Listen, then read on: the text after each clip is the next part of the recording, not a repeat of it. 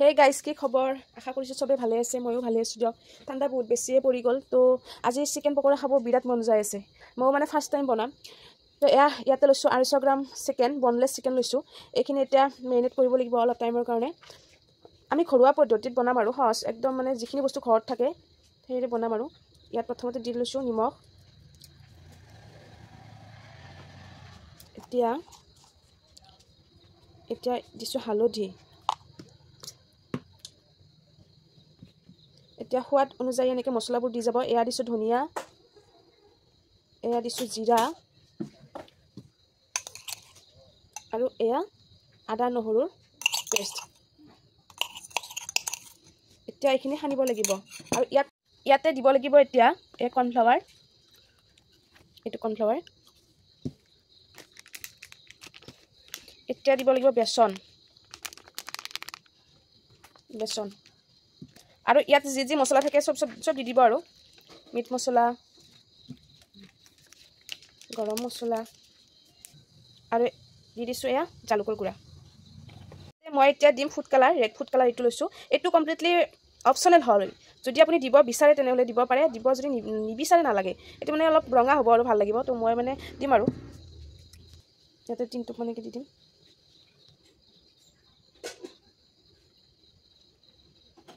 এতিয়া এইখিনি সানিব লাগিব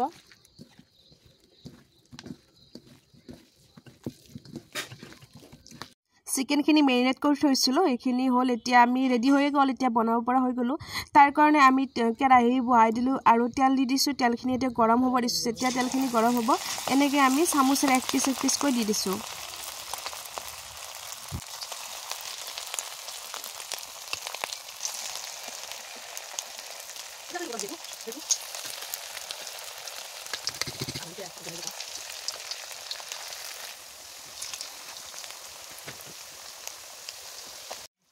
এনেকৈ মই উলট পালট কৰি প্ৰায় 15 মিনিটৰ পৰা ভাজি আছোঁ আৰু দেখিছে না কালাৰটো আহিয়ে গৈছে মানে অলৰেডি সিজিছে ভিতৰৰ পিনে কালাৰটো আপোনালোকে বনালে আপোনালোকৰ কালাৰটো এনেকৈ আহিব দিব ৰঙা যেতিয়া হয় আপোনালোকে নমাই দিব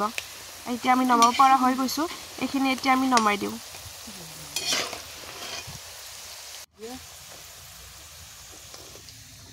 দেখিছেনে কি ধুনীয়া হৈছে যেহেতু মোৰ তাত টিস্যু পেপাৰ এভেইলেবল নাই সেইটো কাৰণে মই বহিৰ এই বগা পেজ মই 3টা চিঙি লৈছোঁ আৰু ইয়াত পাৰি দিছোঁ দেখিছেনে কি ধুনীয়া হৈছে একদম ৰেষ্টুৰেণ্টৰ নিচিনা হৈ গৈছে দুবাৰ বনাওঁতে মোৰ গোটেইখিনি পকৰা হৈ গৈছে ৰেডি এয়া দেখিছেনে ৰেডি হৈ গ'ল মোৰ পকৰা আৰু চাটনি বনাইছোঁ জলফাই ধনিয়া আদা নহৰু জলকীয়া ঠিকছে দিছোঁ ধুনীয়া এখন চাটনি বনাইছোঁ আৰু কাষত দিছোঁ চচ গ্ৰীণ চিলি আৰু টমেটো চচ দিছোঁ আৰু ধুনীয়াকৈ সৰু সৰুকৈ পিঁয়াজ কাটি লৈছোঁ আৰু ওপৰত এনেকৈ দি দিছোঁ একদম ৰেষ্টুৰেণ্টত ভাইবছটো লৈছোঁ আৰু ঘৰতে আপোনালোকেও এনেকৈ সহজভাৱে আপোনালোকে বনাই খাব পাৰে যিসকলে জানে তেওঁলোকৰ বাবে এই ভিডিঅ'টো নহয় যিসকলে নাজানে এই ভিডিঅ'টোত আপোনালোকৰ বাবে আপোনালোকে ঘৰত এনেকৈ ট্ৰাই কৰি চাবচোন তো গাইজ পকৰা হৈ গ'ল ৰেডি তো এক পিচ খাই আপোনালোক দেখাৰ হ'ব টেষ্টটো কেনেকুৱা হৈছে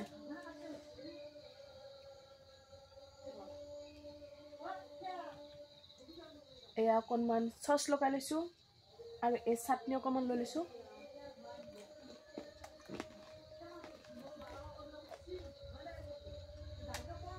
আহা